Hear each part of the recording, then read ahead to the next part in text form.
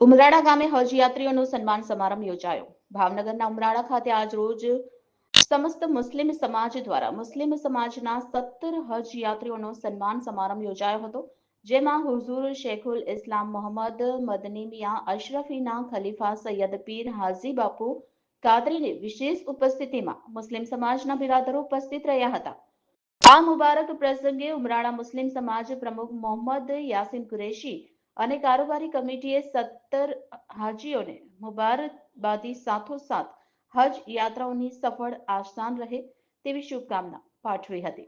ઇસ્લામ ધર્મની માન્યતા પ્રમાણે સુખી સંપન્ન પરિવારો પર હજ યાત્રા કરવી વાજબી છે અને દરેક મુસ્લિમનું એક સ્વપ્ન હોય છે કે એ પવિત્ર ધરતીના દર્શન કરીને પોતાની મનોકામના પૂરી કરે.